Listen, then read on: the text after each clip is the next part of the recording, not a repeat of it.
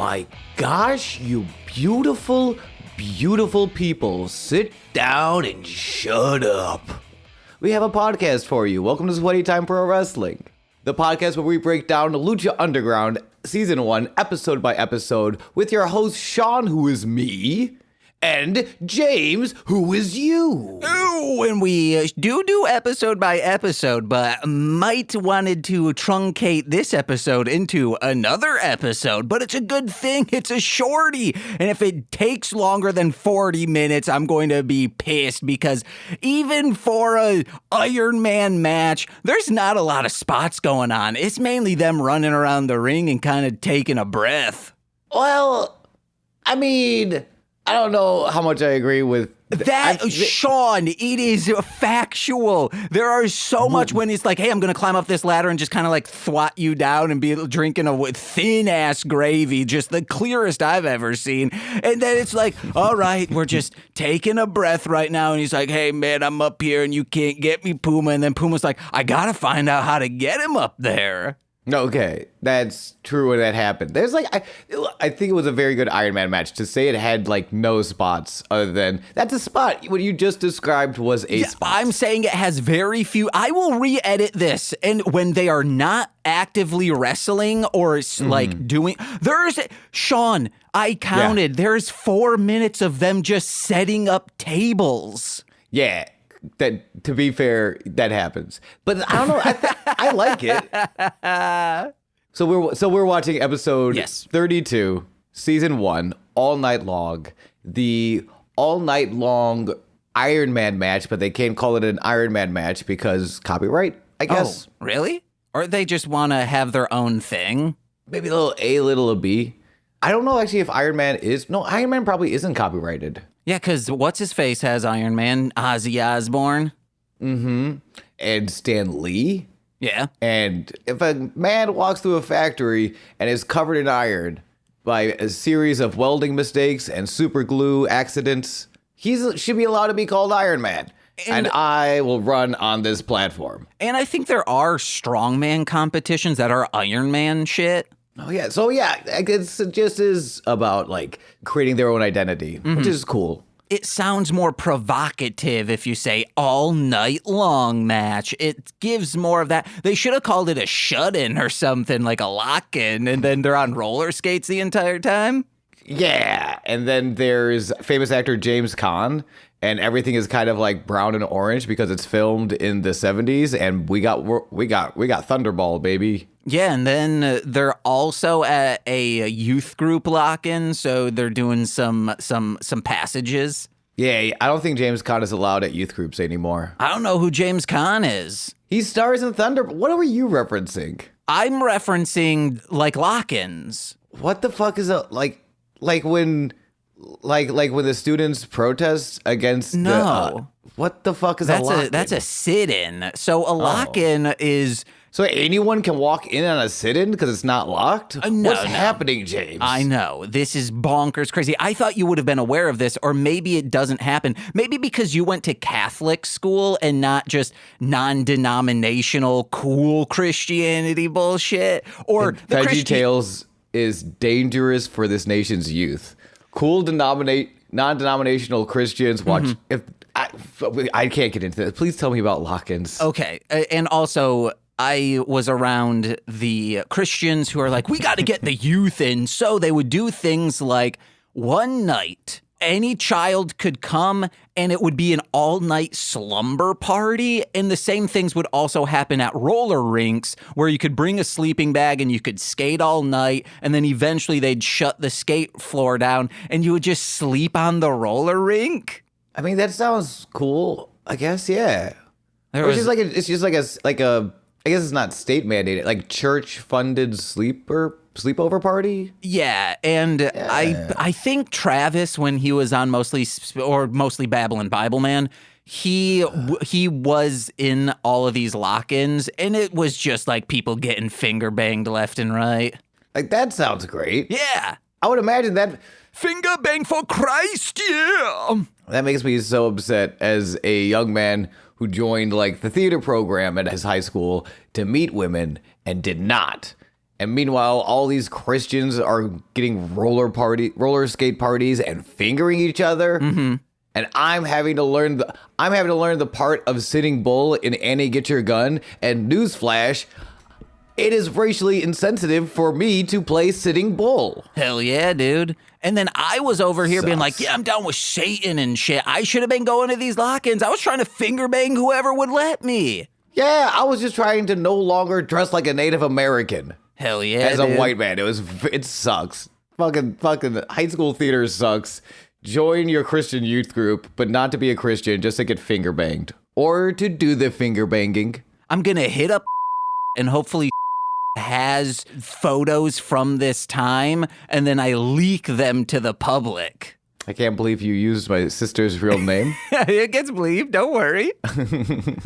So, Sean, let's go to this Iron Man match, which, hey, this is a 30-minute plus match, which will never be featured on the brand new offshoot of Sweaty Time Pro Wrestling, Quick Hits, the only wrestling show on TikTok in vertical that is discussing and watching along, breaking down the shortest matches I can find in wrestling. It's been fun, and Sean should get on it too. He better too for flinching. What? You said, hey, I got this cool idea. Then you showed it to me. I said, that is a cool idea. Well, we should say this. I said, hey, that's all I know. I have a cool idea. I want to talk to you about it today. And then you said, shit, I woke up too late, James. And I was like, well, I got to really be hitting this Sweaty Time Pro Wrestling stuff hard because it's doing well on TikTok. Let me do some proof of concepts. And they ended up turning out real good. They look real nice. You should follow us on TikTok. Yep. And you will be happy. Marshland Monster on TikTok. And you will be happy. It's good stuff, guys. It's hella good stuff. Oh my gosh. Too smoky? I'm too smoky. Coughing up a lung over here. I'm about to fucking clempt myself to death, dude. How was the smoke for you this week? Oh my gosh. I hate it. I hate it so much.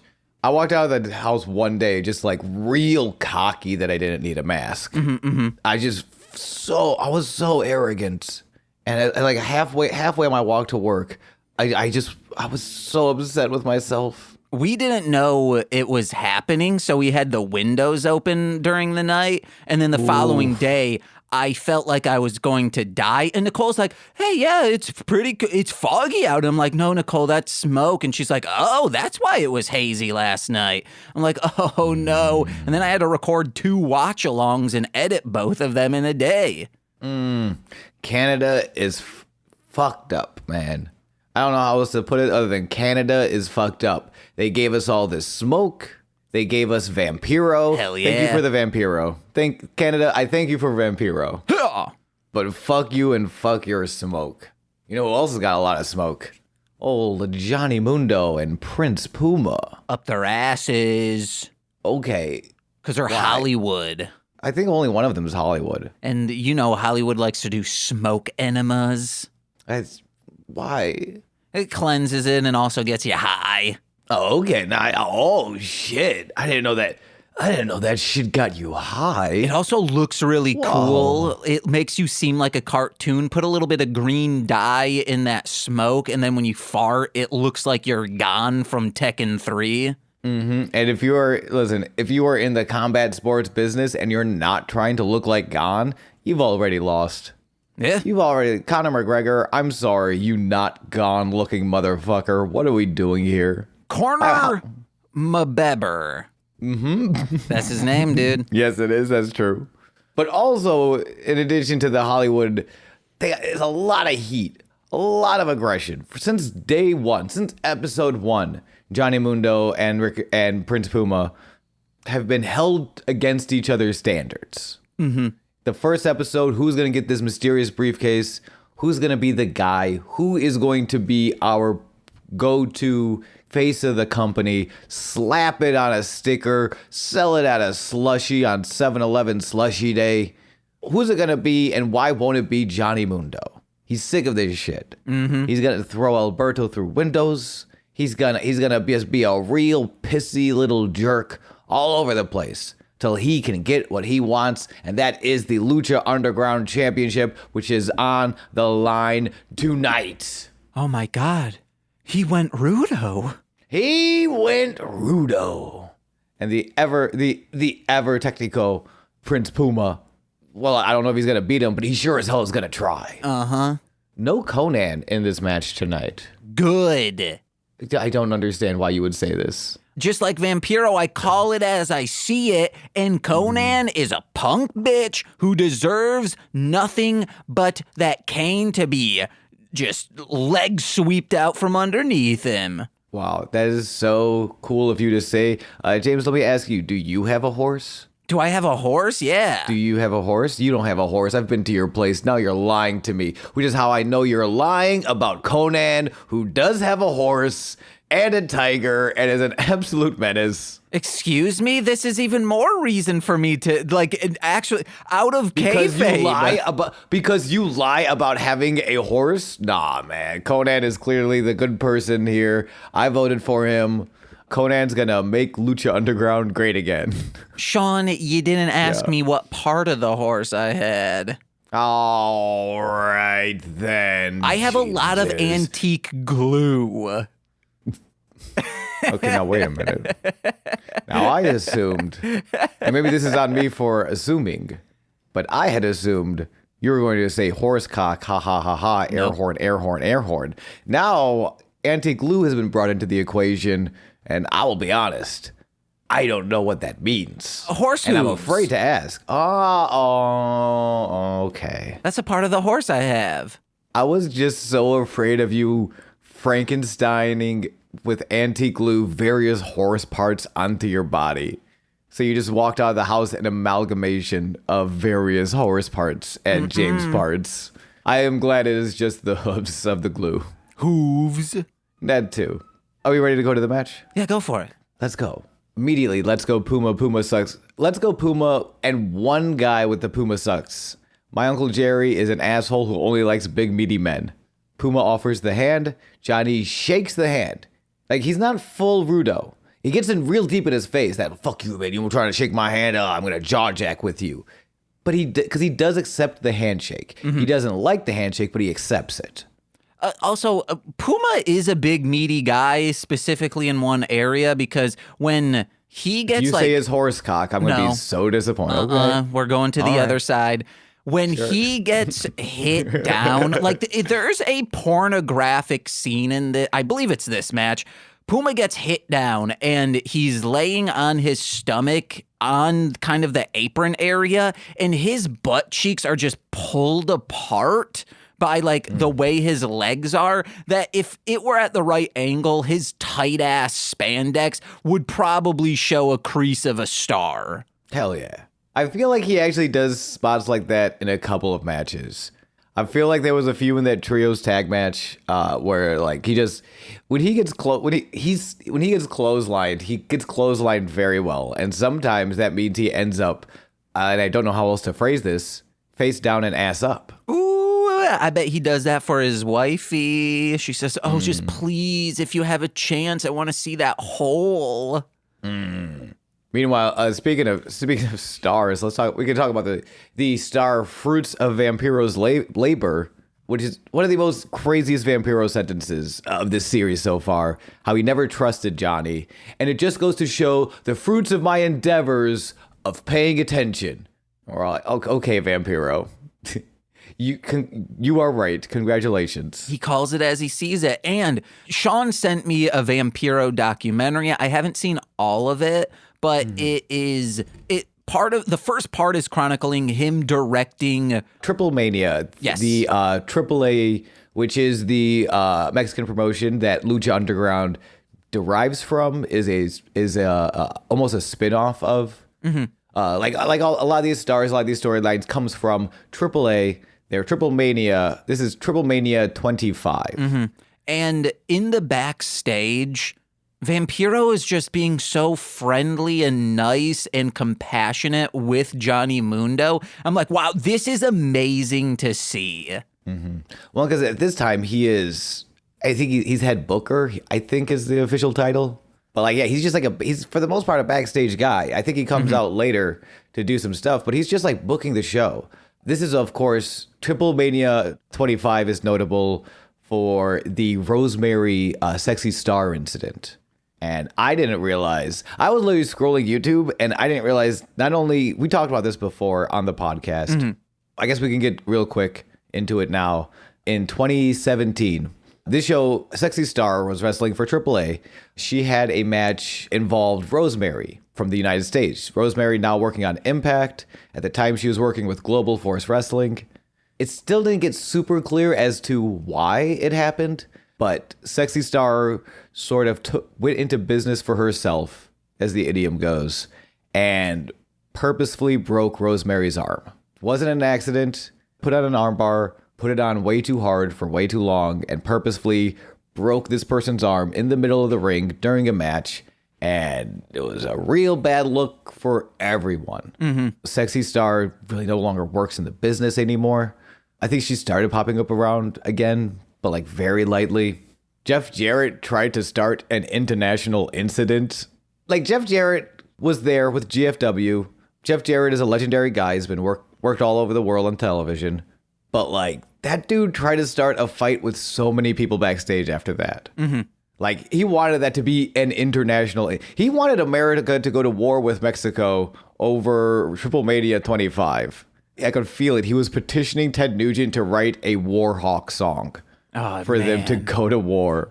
He wanted I'm proud to be an American, but instead of it being about 9/11, it'd be about Rosemary's arm. It was intense. Ted Nugent might have changed that song into American Campfire because I think it could have been American Vampfire, and it's about burning Vampiro at the stake. Yeah, it was a very hard time to be Vampiro, who of course again was in charge. Yeah. So that is on him.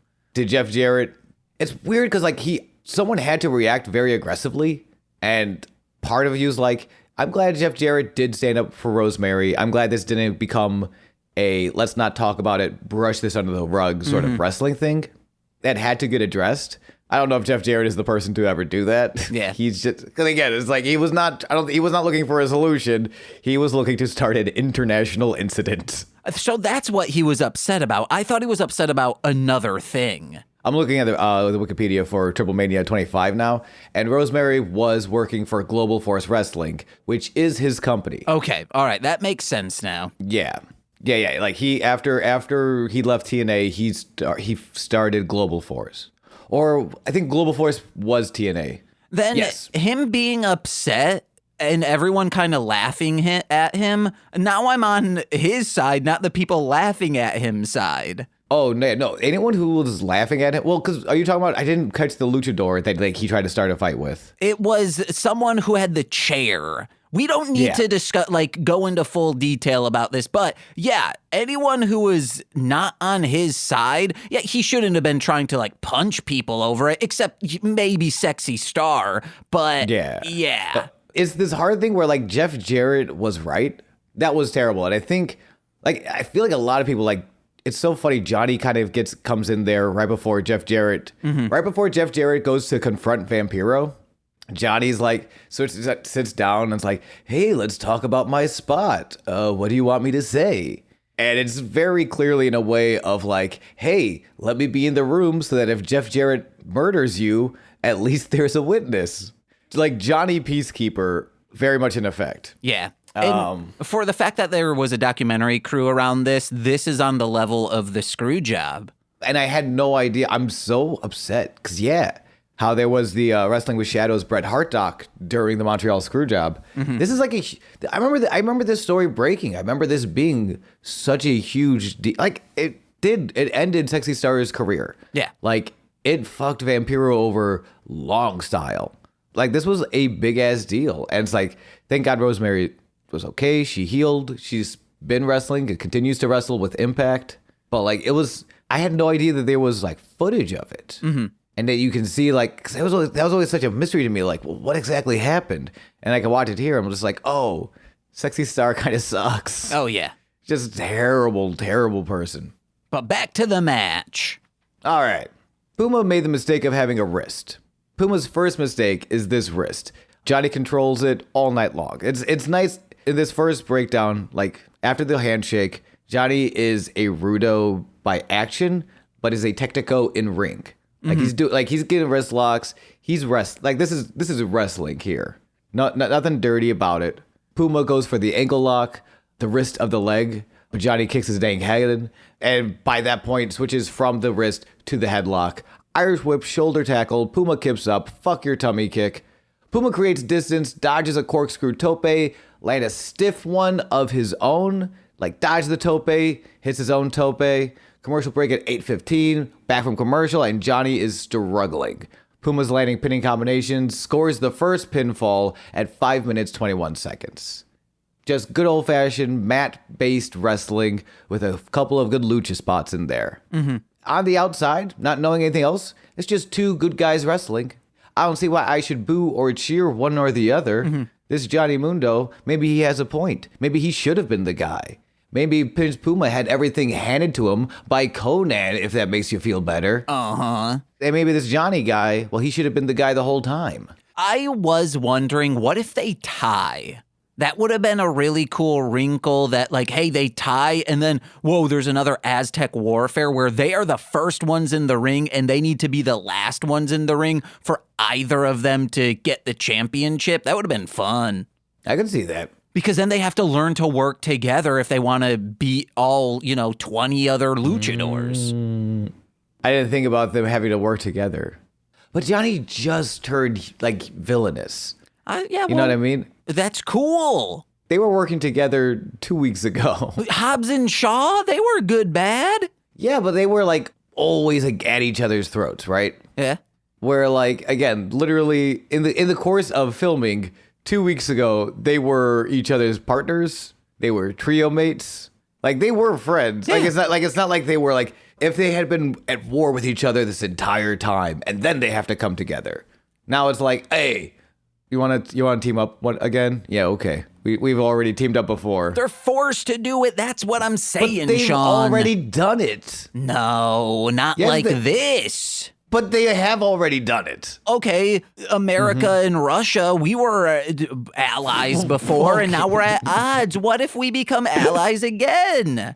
You think we should team up with Russia to defend our Lucha Underground Championship? Someday, possibly. All right.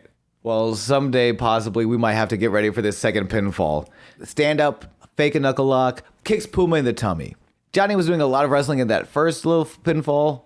The problem is Johnny is also really good at kicking you in the face and the tummy and the toes. Less technical groundwork this time, a lot more pressing on the opponent. Like, this is where Johnny starts to bring in some of his heat out. Like, he's starting to heat. He's starting to, like, grind Puma down, not by being technically better than him, but a little bit of dirty shots here and there. A little bit of underhanded boxing, if you will. A little bit of that ne'er-do-well personal strikes. A little bit of dick kick city. That's what we're talking about, baby. Puma whiffs a springboard crossbody. Johnny signals for the fin de Mundo. But I think this was Ricochet who did this to him before. As Johnny, like, launches himself to the top rope, Puma grabs a foot on the way up, drags him back down. However, Johnny has planned for this. He falls back onto the grabbed foot. Jackknife pins Puma. So, like, while Puma drags him back down to avoid the fin de Mundo, he falls on top of Puma, grabs the ropes for leverage, and takes a pinfall of his own, tying the match after 9 minutes and 22 seconds. Shouldn't have counted. Why not? Oh, isn't he on the ropes? That shouldn't count? Oh, the ref didn't see anything. It doesn't make sense. It's being filmed. I don't get this. Also, is referee discretion. Is he being paid off? That's what I wrote down. It seems like he is. He took a little bit of time to start counting for Puma, and now all of a sudden this is happening. What's going on? Maybe he just really doesn't like Conan. Oh. Remember when in baseball, there used to be a rule in baseball that you couldn't watch replays? Yes. Like whatever the umpire's call on the field was. I always thought that was a really strange rule, but then I never stopped to think how is directly what happens in professional wrestling logic and continues to, like, at least baseball changed that. Like, wrestlers are still like, Man, we can't get we can't get a whole footage. You know how much we're spending on catering? You know how much Cage eats to get a body like that? It's insane. 100 calories a day. Whatever the call in the ring is going to be the final call. End of discussion. Now get Cage a chicken. So yesterday I calculated how much calories I should be intaking, and then the verdict was, I said to Nicole, wow, I think I should be eating more. And she goes, yeah, you should. Please. You should probably eat more. We'll get you a Cage chicken. My gutters are so amazing now. Like, I can feel them at all times. Like, when I walk, these little worms are doing a dance. Oh my gosh. Eat food. Yay. And as much as James may have, you did not use the cheat word. However, Vampiro did use the cheat word in a positive. He's very happy that Johnny Mundo has cheated because he says, I'm so happy that he cheated. It's like, dude, you were just saying you didn't like him, and now you're saying you do. We all saw that backstage, how Johnny Mundo is the only reason Vampiro was not murdered by Jeff Jarrett that night. Mm-hmm. Well, it's like, what are you gonna do? He's winning the match. He's out there trying to do the thing. You gotta respect that. They stand back up. Puma instigates this time. I think this is the first time where Puma's like the aggressor up top. He's the one who instigating the fight. Quick schoolboy pin. Johnny kicks out. Roundhouse kicks the face.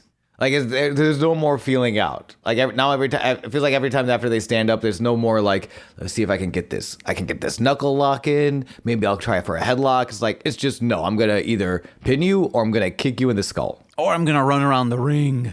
We'll get there. It's a good strategy. It's a good strategy. Puma blocks Johnny's superplex. Test of will strikes on the top rope. Those like, I'm going to hit you. You're going to hit me. We're going to hit each other back and forth. And the first to fall. Test of will. You know what I mean? Yeah. Oh, please leave in that long silence. No. Okay.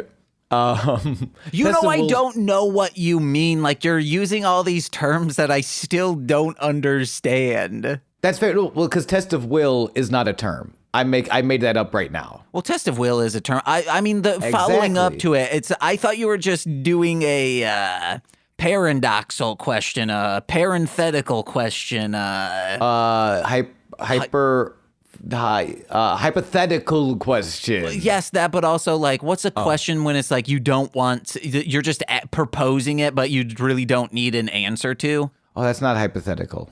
No, that is hypothetical. No, it's like a paradoxal or something. It's not. It's something along those lines. I will find out what it is. What does hypothetical mean? A hypothetical is, hey, let's just say you were to be a creamy egg. Like you woke up, you're a creamy egg, and you're like, I really would like some cream. Do you start drinking yourself? I mean, of course I do. That's all I ever want to do. Take a big drink of my creamy egg self. But what does that have to do with a hypothetical? That's what a hypothetical is. I gave you a hypothetical. Rhetorical question. Rhetorical. That wasn't rhetorical. I don't know what that's called. There probably is a word for though that like sequence where you hit someone and then they hit you back, and it's like the idea is who can withstand these strikes longer. So it becomes this test of will. A test of will is how long is James going to sit during this Shakespeare play, okay? That's William Shakespeare's test on me. Make sure you see the Shakespeare Blood Oaths production of Hamlet coming up in late September. I'll be in there. I will invite James to the show. I'm sure he'll make up a fun excuse. Oh, a fun excuse? No, I'm going to give a straight answer right here. I ain't no scab. Hold on, okay. Now, there are so many reasons for you to not go to this show. The writer's strike, that's why you're not going to the absolutely most independent Shakespeare in the city of Chicago.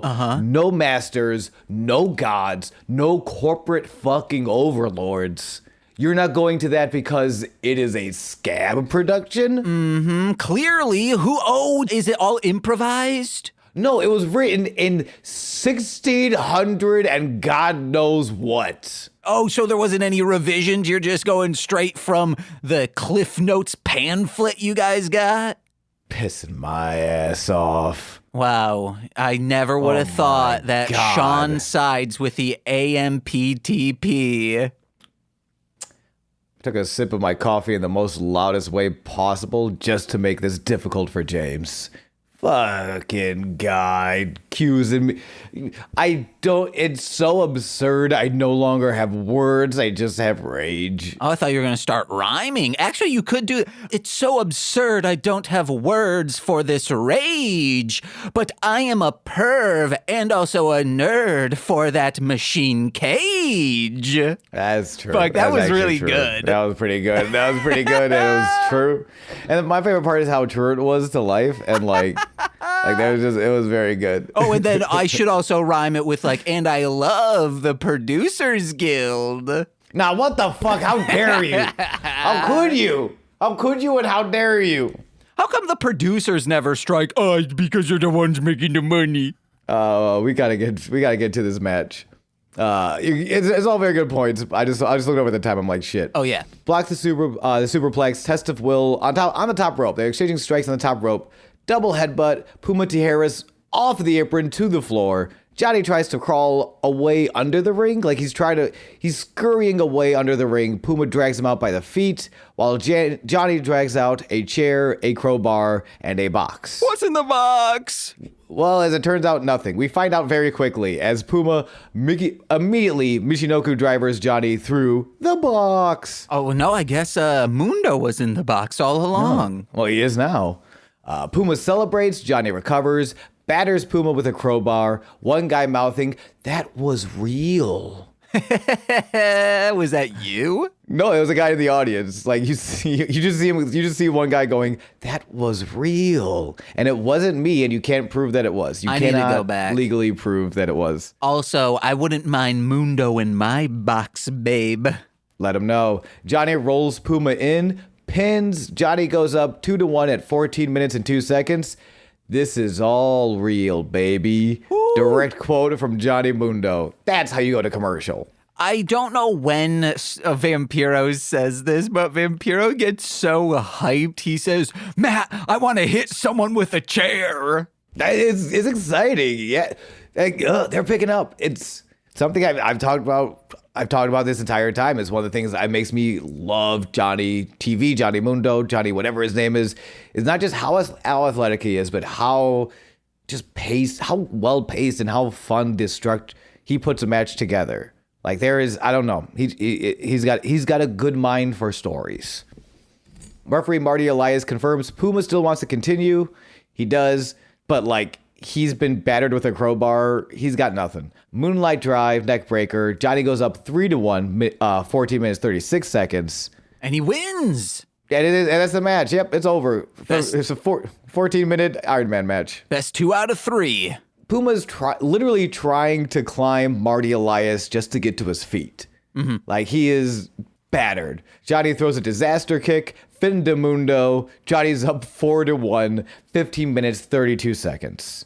And this is where Johnny gets cocky. He's parched. He demands a water bottle while Puma continues to be dead. What are you talking about? He's parched.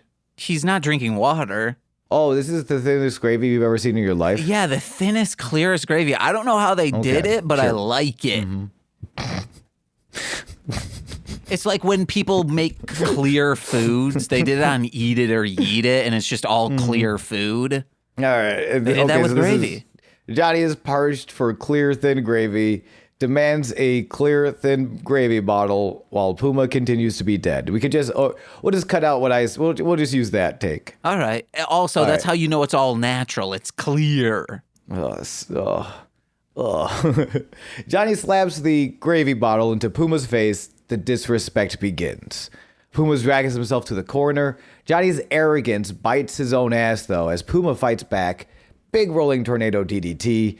Johnny gets to the apron. Puma's caught in a neck breaker on the corner of the ring. It looks it looked real nasty when he's just like, I'm going to drop you neck first onto the corner of the apron. Why do these guys do this to their bodies? I'll never know. That's how I came in this world, neck first. Let them know. I was the bent neck lady coming out of my mom's womb. Oh, I mean, let them know. Ew, that would be so gross. Just like a kid with a broken neck but still alive. Oh, God. The umbilical cord could have broke my neck. That's what I'm saying. I was born blue, not breathing. Well, speaking of dead babies, Prince Puma is a dead baby at this point. Johnny pulls the ladder. Real quick, sometimes they say mothers have an orgasm during childbirth, but that umbilical cord was wrapped around my neck, so I was having the orgasm.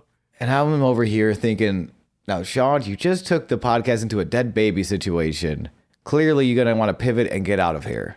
What's the best way to pivot away from dead babies? And here comes James.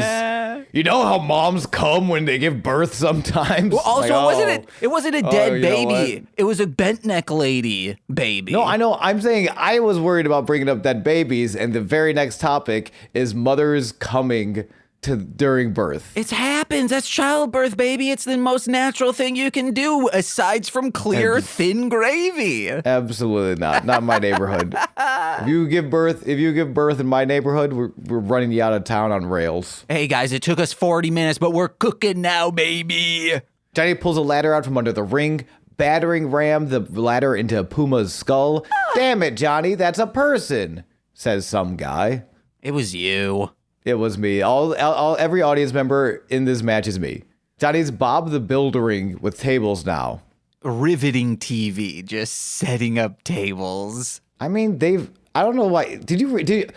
I'm curious. If you were not doing this for a podcast and you were just watching this as a show. Oh, no, I would not enjoy this. Really? Yeah, there was a tables, ladders, and chair match or maybe it was just a ladder match that I think it was John Cena and Randy Orton that went on for like 40 minutes. And I'm like, I am so glad I did not pay for this pay-per-view and my friend Cord did. It's fair. I think we've talked about this before. You just don't. You don't enjoy longer matches, and I do. I like watching them take the time to earn things and set things up and pay things off. It also takes away from one of my favorite things about this TV show, which is the backstage shit. And it would have been cool if before or after a commercial break, we got some backstage stuff, even if it's just like Dario sitting in there watching, enjoying himself sexually, all of that. Real quick, that dude is in Jack and Jill, I believe. And you guys should watch Jack and Jill just to see Dario on it. Wait, Dario Cueto was in Jack and Jill? Yeah, the actor. Adam Sandler? Yeah. The Adam Sandler film where he plays his own sister. Yeah, it's such a good movie, guys. As Dario Cueto? No, not as Dario, just the actor is. What is an actor? Oh my God. Next note. Yeah, we're setting up a massive ladder spot. Eventually, Johnny sets Puma up onto the tables, sets up the ladder. This all takes place in the back of the bleachers, pretty much. Like, so where the bleachers are the tallest, Johnny leans the ladder up against the bleachers, climbs that, Puma's on the table, wakes up, he's like, oh, wait a minute, I'm on a table and Johnny's on top of the bleachers. This is terrible. Springs to life, scurries. I had something weird in my throat. Scurries up to the top of the bleachers to meet Johnny up there. Fights back. Puma suplexes Johnny with a thud onto the floor of the bleachers. Goes back for a third and a fourth table. Now Puma's building tables. We have 4 tables, 2 on top of each other, and then next to each other. So a cube of tables, if you would. Puma tries to superplex Johnny off the back row through the tables. Johnny blocks, super kicks Puma, who barely avoids the tables. It looks so much grosser when he's like seeing him just like dodge his body, but then still falling off of the top of the bleachers to the nothingness. Now there's not even tables breaking his fall. Johnny uses the ladder. This is very parkour cheeky. Sort of lets the ladder, like stands on the ladder, lets it fall from the top of the bleachers to the the band stage, which is right behind them, and demands they play a song. He's like, hey, I'm going to parkour my way over to the band. Hey, play me a little tune. I'm up 4-1. Ain't no way that I can lose. Johnny's gonna go the distance tonight. I loved this part, him just on the mic saying, hey guys, let's have some fun. And this is how I would have tried to handle the match. If I'm up by that much, I might have taken the ladder and pulled it up with me. That would have been a pretty good idea, but that might have messed with the band's pedal boards and whatnot. Don't want to do that. No, that's true. Oh man, I didn't think of that. That's a very good point. Either through his arrogance or his concern of the band, Mexican Dubweiser, over the concern of Mexican Dubweiser's pedal boards, Johnny leaves the ladder, which of course is just asking to be climbed by the very, again, thrice over dead Prince Puma, but who won't stay dead. This part was very much like Toei's Spider-Man, where a lot of the times Toei's Spider-Man will be, you just see half of his body, making it seem like he's climbing up a wall, but he's looking down at one of the crow guys. It's just kind of like cat thwatting them away, saying, get out of here, get out of here. That's what this is. Puma starts climbing up the ladder, and Johnny's just like, go on, stop. Just kind of like smacking him. It's very cute. He's trying to get him off there. Eventually, he pulls out like a 2x4, and he's just like trying to swat him with the 2x4. But Puma catches it. So just climbing a ladder while swatting a 2x4 of the guy above you. Just like, no, you get. I will not be the one who is swatted. You get. Like, Puma, he eventually gets to the top of the ladder with the help of the 2x4, takes his guitar, Jose Feliciano across your dome. A little bit of a Pete Townsend right here. We get a big guitar smash. And followed by Puma tackling Johnny off of the band stage, through the 4 tables to the floor. Johnny's got blood. We gotta take a commercial break. And real quick, when they were in the bleachers, there was one woman who was so conflicted between being as close to Johnny, Mundo, and Puma because they are so hot and sexy, and getting out of the way for the action because, like, she technically should be out of the way, but she's like, I don't know what to do. I mean, I'm going to tell you right now, I was at his show for Thursday, and I saw Brian Keith, and if you're not familiar with Brian Keith and he's in your neighborhood, go see Brian Keith. He's one of my favorite unsigned professional wrestlers today. He's amazing. He definitely had someone dive on him at the show I was at, and I was there, and I was like, I need to move out of the way. But like, if he falls on top of me, because if I don't move, he might fall on top of me. But like, if he does fall on top of me, and I get to keep Brian Keith's sweat, and then I take it home and I put it in a petri dish, and I do science, but it's mad science, and I get to grow my own bounty hunter, Brian Keith, that would be neat. So I understand what she was going through. Neat is how I like my thin gravy, baby. Well said. Puma stumbles twice. This is after the tackle through the 4 tables from, like, what is that? Like, is that like 8 feet up, 10 feet up? Real high up. Puma stumbles twice, dragging a lifeless Johnny back to the ring. Manages to get the pin at 28 minutes and 29 seconds. Still 2-4. No! The Lucha Underground champion is down by 2. A bunch of fuck you, slap my face from your knees. A hockey fight into a double clothesline. Neither falls down. Puma dodges the disaster kick. Spinning package pile driver. Puma gets the pin 3-4 at 30 minutes and 13 seconds. Johnny avoids a roundhouse and bails to the outside. And they're just running around like children. I mean, but it's good strategy. He did not utilize good strategy when he left the ladder to be climbed and the 2x4 to be used. He should have just judo chopped Puma like Austin Powers would. You know what? But here's the problem with a judo chop. It's not running away. And I like this strategy. Okay. Vampiro doesn't. He thinks Johnny is a coward.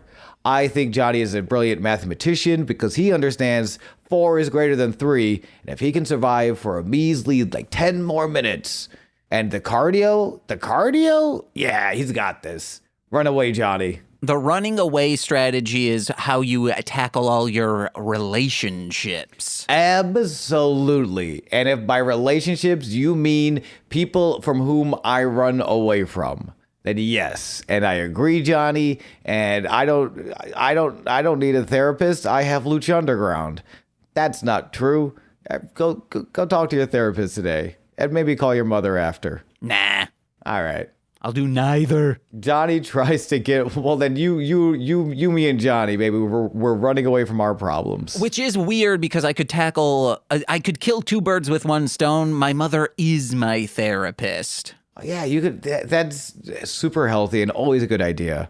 To have your therapist be someone directly related to you. Couples therapist as well. Oh, nice. Okay. And she's the doctor. Mm-hmm. Johnny tries to get bails of the app. He bails. He's running through the crowd. Johnny tries to get tricky in the ring. Ends up eating an enziguri kick from Puma. Dodges the 630 and is just like, man, fuck this. I don't want to be tricky anymore. I just want to run away. Big old pussy chance. For Puma. Yes, because he's a pussycat. Yeah, meow. He's Josie and the Pussycats. Long hair and guitars, they match. They weren't saying you pussies. They were saying go Brandon. Yeah. Because that's the weird logic that NASCAR tried to do. Yeah, make Lucha Underground great again. Stop saying that. At the top of the stairs, towards the entrance, Johnny has fled. He is celebrating. He is the winner. We're all very happy until this fucking guy, Alberto El Patron, appears out of nowhere. Alberto El Patron, the man whom Johnny had made his name off of as a Rudo, blinds attacking him during his own match for a number one contendership, putting him through the window of Dario's office. Well, now Alberto is back and he is here for revenge. Beats Johnny all the way back to the ring. Springboard 540 splash from Prince Puma ties the match 4-4 at 34 minutes and 13 seconds. And then it ends. They tied. Yeah. Yep. And they said, we're not going to do championships anymore. Instead, we're all going to hang out and have a good time. No, that is not what happens, unfortunately. Alberto takes a microphone to waste time of his own, talks shit to Johnny, and lets Puma know, man to man, I want that title. 3 minutes ago. Johnny Primal Scream tackles Puma into the corner. 5 pinfall attempts. 5 pinfall attempts. All only a 2. Johnny sets Puma on the top rope. Goes for the Frankensteiner. The head scissors flippy-do from the top rope.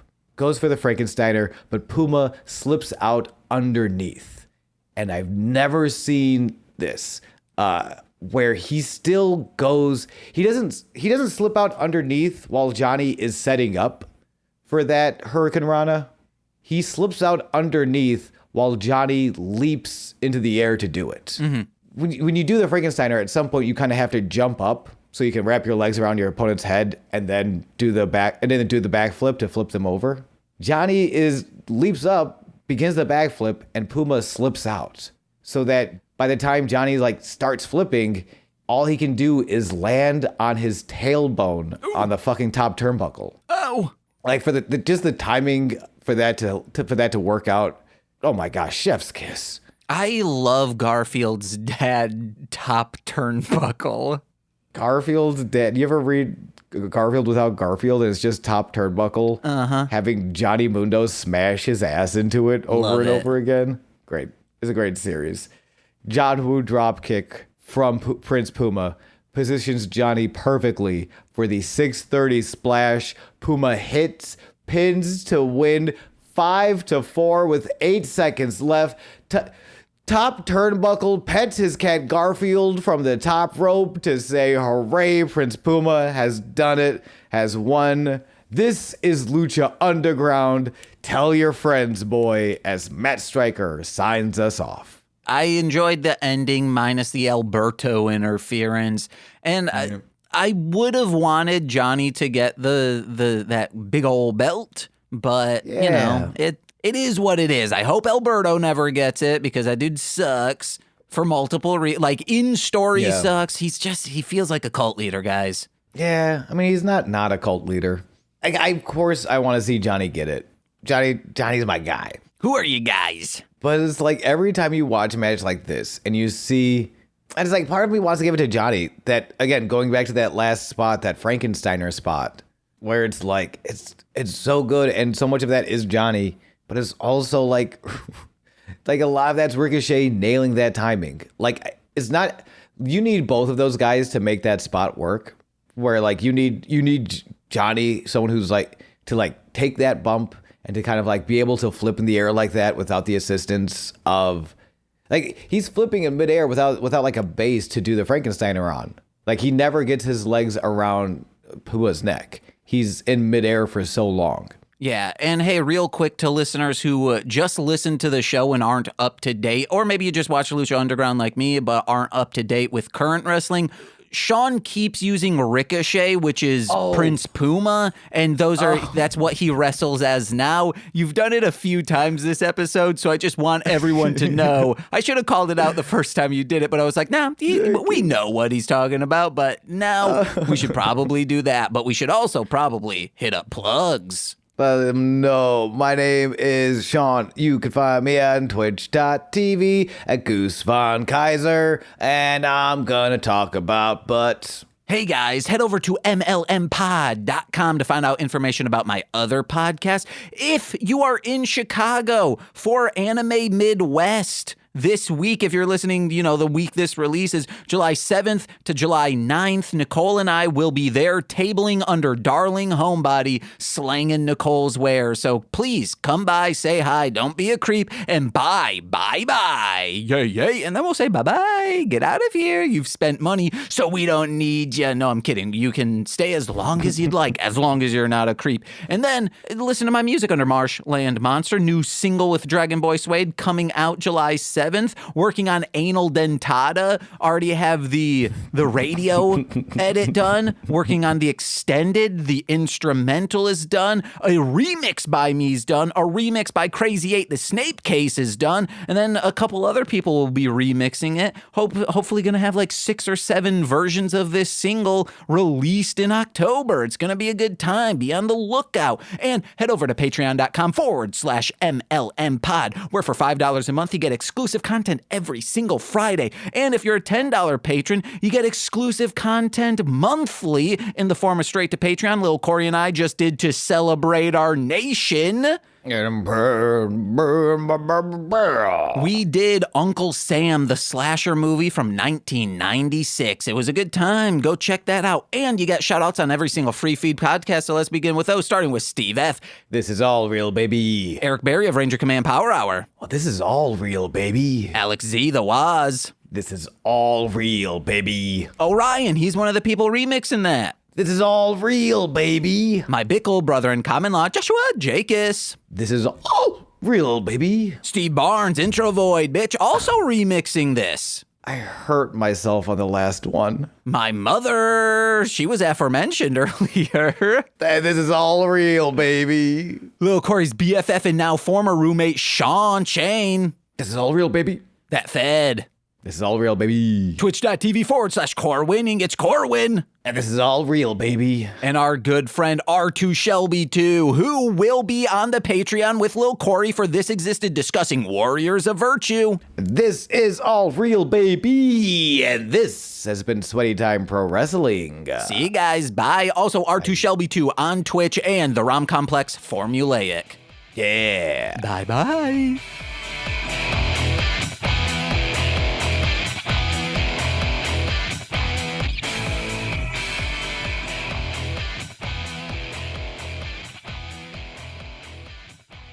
Oh, yeah.